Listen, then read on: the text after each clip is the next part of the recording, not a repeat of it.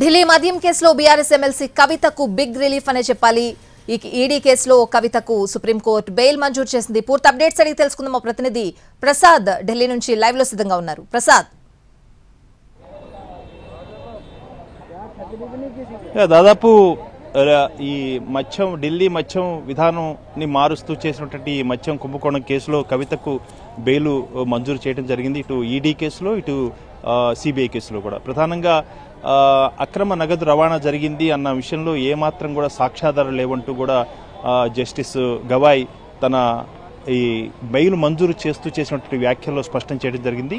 ప్రధానంగా ఈ అక్రమ నగదు రవాణా సంబంధించినటువంటి సెక్షన్ 45 కింద మహిళకు బెయిల్ మంజూరు చేసేందుకు అవకాశం ఉందన్న ఏకైక అంశాన్ని ఆధారం చేసుకుని ఈ బెయిల్ మంజూరు చేయడం జరిగింది.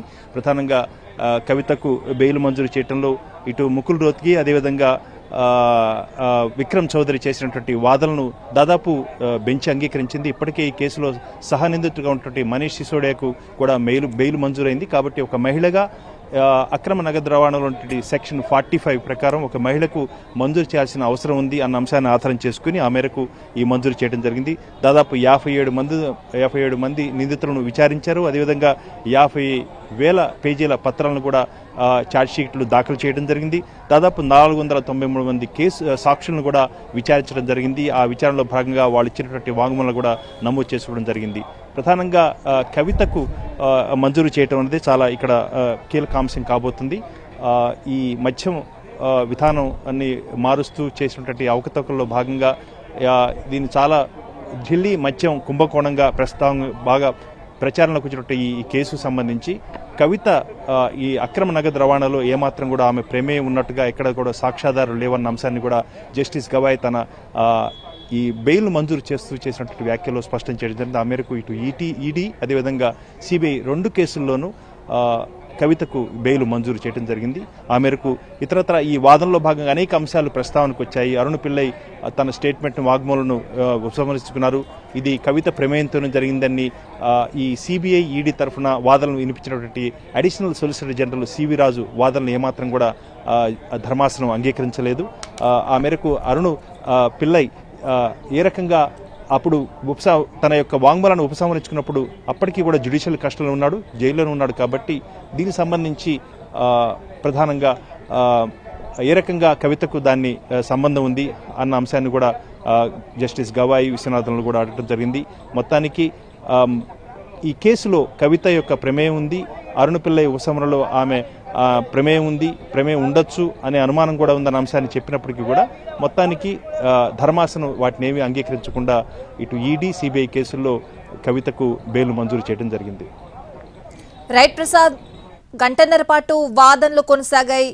ఎమ్మెల్సీ కవితకి బిగ్ రిలీఫ్ అనే చెప్పాలి. బెయిల్ మంజూరైంది. కవితకు వ్యతిరేకంగా స్టేట్మెంట్స్ తప్ప ఏ ఆధారాలు లేవు అని కూడా ముకుల్ రోహత్గి వాదించారు. అలాగే కండిషన్స్ తో కూడిన బెయిల్ ఇవ్వడం జరిగింది. 10 లక్షల పూచీకత్తు అలాగే పాస్పోర్ట్ సమర్పించాలని కూడా కండిషన్స్ పెట్టింది. సో ఈ కండిషన్స్ తో బెయిల్ మంజూరైంది ఎమ్మెల్సీ కవితకు.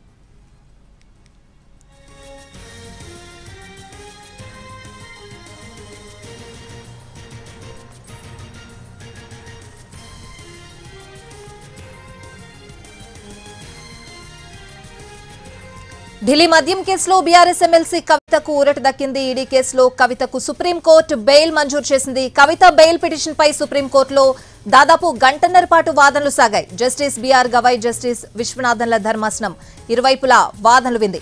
కవిత తరపున ముకుల్ రోహత్గి, ఈడీ సిబిఐ తరపున అడిషనల్ సొలిసిటర్ జనరల్ ఎస్వి రాజు వాదనలు వినిపించారు. దర్యాప్తులో ఆలస్యం జరుగుతున్నందున కవితకు బెయిల్ ఇవ్వాలని కోరారు రోహత్గి. 493 మంది సాక్షులు, 50,000 పేజీల డాక్యుమెంట్లు ఉన్నాయని, పైగా ఆమె ఓ ఎమ్మెల్సీ అని ఎక్కడికి పారిపోరని రోహత్గి వాదించారు. సాక్షులను బెదిరిస్తున్నారని చెప్తున్నారని, కానీ ఎక్కడా దానిపై కేసు కూడా నమోదు కాలేదని అన్నారు. సౌత్ గ్రూప్ నుంచి తరలించినట్లుగా చెప్తున్న నగదును కూడా స్వాధీనం చేసుకోలేదన్నారు. కేసు పెట్టడానికి 4 నెలల ముందే ఫోన్లు ధ్వంసం చేశామని చెప్తున్నారని, ఇది విచిత్రంగా ఉందని అన్నారు. జనం కార్లు బొమ్మలు మారుస్తూ ఉంటారని, అలాగే కవిత ఫోన్లు మార్చారని, అందులో తప్పేంటని ప్రశ్నించారు రోహత్గి. ఈ సమయంలో కవితకు ప్రొవిజనల్ బెనిఫిట్ ఎందుకు కల్పించకూడదని న్యాయమూర్తి ప్రశ్నించారు. అయితే ఆమె సాక్షులను బెదిరిస్తున్నారని, ఫోన్లు ధ్వంసం చేశారని సిబిఐ, ఈడీ న్యాయవాది తెలిపారు. అయితే ఆమె ఫోన్లు ధ్వంసం చేయలేదని, తన పని వాళ్లకు ఫోన్లు ఇచ్చారని రోహిత్ కి చెప్పారు. పని వాళ్లకు ఐఫోన్ ఇచ్చారా అని ప్రశ్నించిన సిబిఐ న్యాయవాది అందులో ఎలాంటి డేటా లేదన్నారు. తాను కూడా ఫోన్లు తన పని వారికి ఇస్తానని ఈ సమయంలో రోహిత్ కి అన్నారు. ఇలాంటి సమయంలో ఫోన్లలోని డేటాను డిలీట్ చేస్తామని, అందులో తప్పేంటని ప్రశ్నించారు. డేటా డిలీట్ చేయడంలో తప్పు లేదు, కానీ ఫార్మేట్ చేయడమేంటని ప్రశ్నించారు సిబిఐ లాయర్. ఫోరెన్సిక్ ల్యాబొరేటరీ ఇచ్చిన నివేదిక కూడా సాక్ష్యాలు ట్యాంపరింగ్ చేయడానికి ప్రయత్నించినట్లు చెప్తోందన్నారు. ఆమె మిగిలిన నిందితులతో టచ్ లో ఉన్నట్లు చెప్పడానికి కాల్ రికార్డులున్నాయని అన్నారు. సిసోడియా బెయిల్ పిటిషన్ ను పరిశీలించారా అని గవాయ్ ప్రశ్నించారు. పరిశీలించామని, ఆయన కంటే బెయిల్ ఇవ్వడానికి కవితకు అవకాశాలున్నాయని అన్నారు రోహిత్ కి.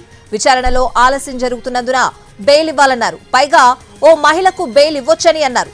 సాధారణ మహిళ, ప్రత్యేకమైన మహిళ అంటూ ఎలాంటి తేడా ఉండదని ఈ సమయంలో జస్టిస్ గవాయ్ వ్యాఖ్యానించారు. అరుణ్ పిల్లై స్టేట్మెంట్ మార్పు అంశం కూడా ప్రస్తావనకొచ్చింది. సిబిఐ కస్టడీలో ఉన్న వ్యక్తి మాట మారిస్తే అందుకు కవిత ఎలా బాధ్యులారవుతారని ధర్మాసనం ప్రశ్నించింది. కస్టడీలో ఉన్నంత మాత్రాన ఎవరూ ఆ వ్యక్తిని కలవరని కాదన్నారు సిబిఐ లాయర్.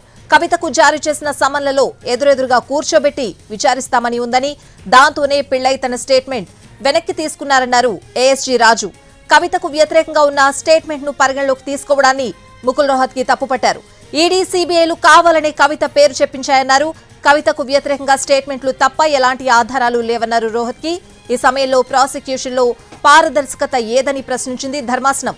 ఏఎస్జీ చదివి వినిపించిన స్టేట్మెంట్లు కూడా అప్రూవర్లుగా మారాక చేసినవే అని, ఆ నిందితులు గతంలో ఇచ్చిన స్టేట్మెంట్లకు అవి విరుద్ధంగా ఉన్నాయన్నారు రోహత్ కి.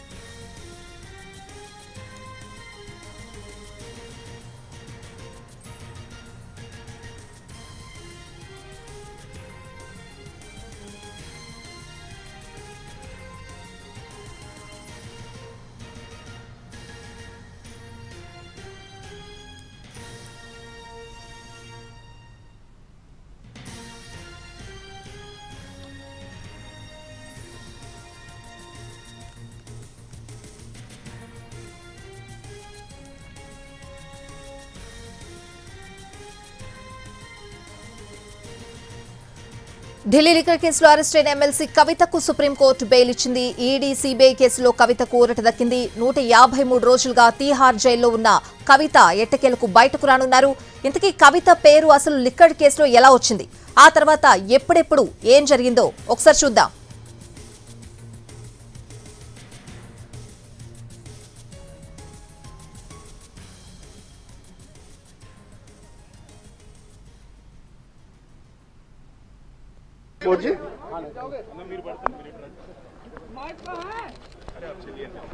నేను ప్రేమ్ లో ఉన్నాను.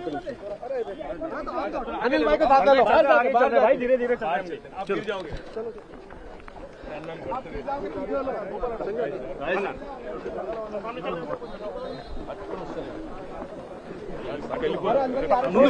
पीछे అన్న కేటీఆర్ విజువల్స్ లో ఉన్నట్టు చూడండి. ఇదే మనం ఫ్రేమ్ లో ఉన్నా